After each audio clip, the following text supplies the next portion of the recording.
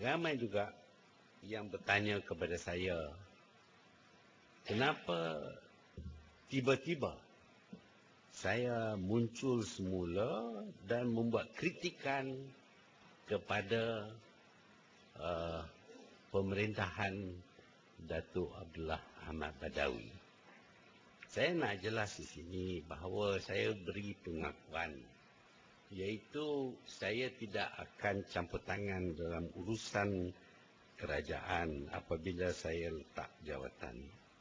Dan selama 2 tahun, saya tidak campur tangan. Bahkan dalam pilihan raya tahun 2004, saya berkempen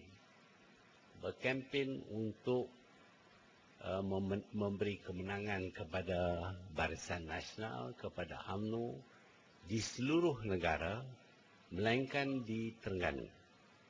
Saya ada program untuk pergi ke Terengganu, tetapi last minute saya dapat maklumat, dapat telefon call kata tak payahlah saya pergi ke Terengganu kerana nama saya ini buruk sangat di Terengganu, kerana dikaitkan dengan Eric Chia.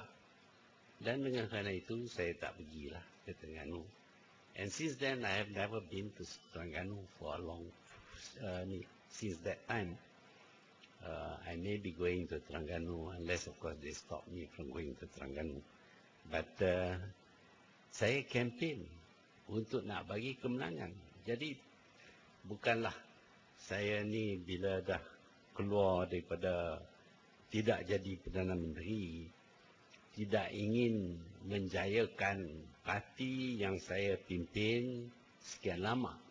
22 tahun saya jadi presiden parti itu. Dan saya masih ingin melihat parti itu mendapat kemenangan. Sebab itu saya berkempen. Walaupun apabila dapat kemenangan pada 2004, didakwa bahawa kemenangan itu 99.9% ialah kerana Datuk Abdullah Ahmad Badawi. Kerana dia seorang saja, maka kemenangan yang begitu cemerlang, gemilang dan terbilang telah dicapai. 99.9% kerana taklah. Tapi takkanlah kerja-kerja yang dibuat oleh Tunku Abdul Rahman dulu, oleh Tun Razak dulu, oleh Datuk Husin dulu, dan juga oleh saya selama 22 tahun, takkanlah tak ada kesan langsung. Kalau kita buang semua ini dan tinggal Datuk Abdullah saja, apakah dia akan dapat kemenangan? Buang semua yang kerja-kerja, hasil kerja Tunku Abdul Rahman, Tun Razak, Tun Husin dan juga saya. Buang semua ni. Apa ada dalam negara kita ini yang nak bagi kemenangan yang cemerlang kepada Datuk Abdullah Ahmad Badawi? Sepatutnya akuilah sikit. Bukanlah saya nak suruh puji saya kerana saya buat apa-apa, tapi puji iktiraf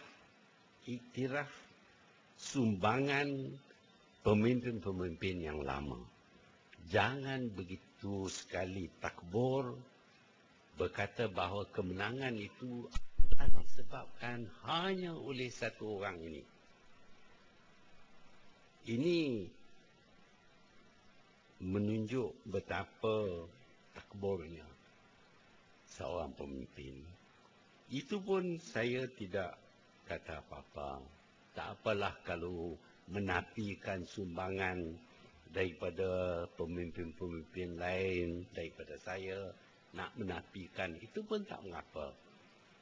Dan saya tidak tegur selama Datuk Ahmad Badawi menjadi Perdana Menteri, walaupun awal-awal lagi saya berasa tidak senang hati, kerana kerajaan Barisan Nasional sudah dijadikan kerajaan keluarga Datuk Abdullah Ahmad Badawi.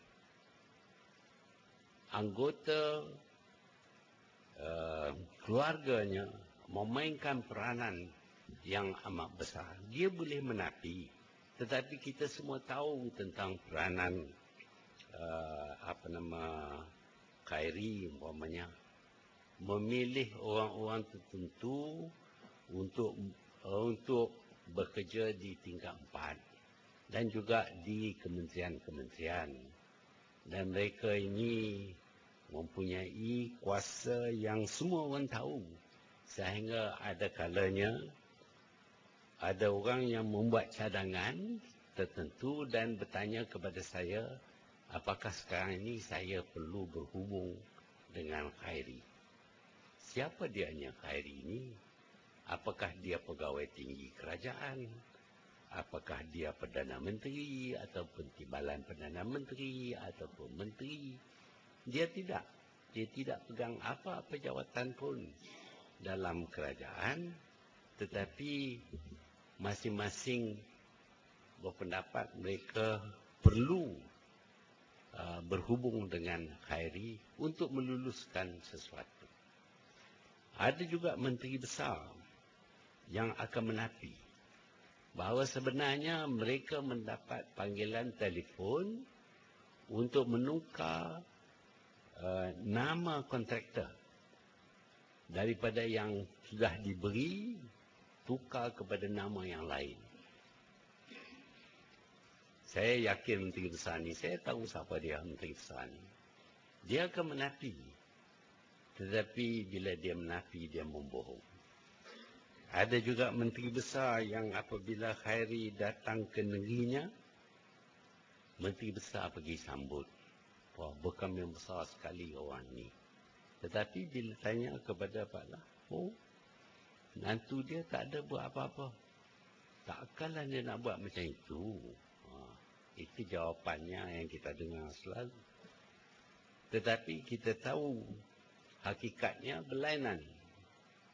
Sebab itu saya terpaksa, terpanggil untuk mendedahkan perkara